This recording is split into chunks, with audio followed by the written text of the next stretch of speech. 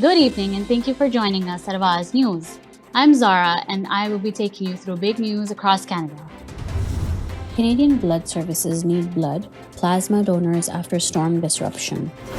Expert warns of perfect storm as the number of police shootings increases in 2022. Special dog who went missing from Unionville area found deceased. Inhumane Sunwick passenger recounts scene at Mexico airport after being stranded on Christmas Eve. Canadians fined at least $15 million for breaking COVID quarantine rules in 2022, data shows. 3 suspects arrested after armed robbery at pharmacy in Etobicoke. This is a joke, right? Some travelers' baggage lost for days as Pearson struggles with broken luggage belt. New hospital program helps Toronto's homeless cuts ambulance offload time. Thousands of Canadians still in dark days after fierce storms knocked out power. Via Rail trains resume Monday to Toronto, Ottawa, Toronto-Montreal routes following CN derailment. Those were the headlines. Now let's jump to the details. Canadian Blood Services is hoping to appeal to the generous spirit of the holiday season as it faces a severe shortfall of blood products after several days of stormy weather across the country. James Hanna was kind to animals and children. He was big on hugs and loved to travel. His family says he was excited about his future, but that was stolen by a stray bullet fired from Edmonton police officer's gun. The 59-year-old was in his basement suite watching television when he was killed in February. It's the news no one wanted to hear. Hugo, a 40-pound whippet and hound mix who went missing last Thursday in North York region as a major winter storm blew through the province and has been found dead. Tonight, so many grieve the loss of a special dog. Hugo will be missed very much and will never be forgotten, GTA-based dog and cat rescue group Maddie's Place wrote Monday evening on Facebook. A Canadian traveler in Cancun, Mexico, set to return home on Christmas Eve was told last minute by Sunwing Airlines that his flight had been delayed until December 27, leaving him and dozens of other passengers stranded at the airport with nowhere to go.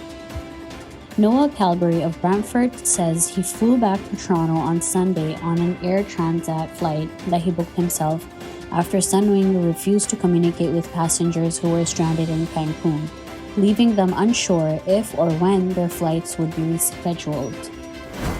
3 suspects have been arrested by police after an Etobicoke pharmacy was robbed at gunpoint Tuesday morning. Police say officers responded to reports of an armed robbery at a pharmacy in the area of Browns Line and Evans Avenue just before 12 p.m. No injuries were reported. 3 suspects reportedly fled the scene in a vehicle, but were later apprehended in the Highway 27 and Queens Plate Drive area.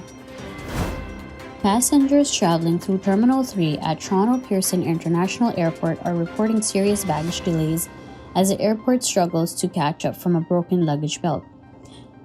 One viewer who sent a picture of the bag said workers described the situation as beyond disaster. A Toronto hospital has opened a stand-alone clinic where paramedics can drop off homeless people who are intoxicated by alcohol so they can recover and then access services.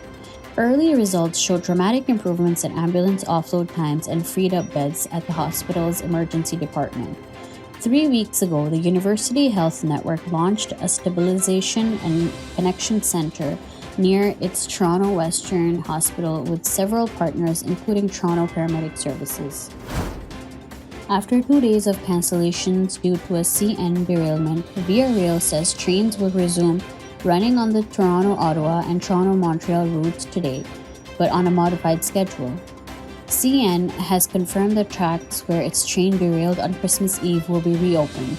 Meantime, thousands of Canadians are still waiting for their power to be restored, as hydro crews continue working to repair outages caused by last week's fierce winter storms.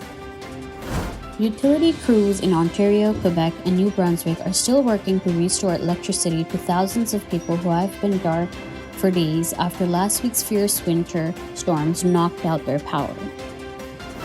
This was all from us today. I'm Zara, and I'll see you tomorrow, same time, same channel. Bye for now.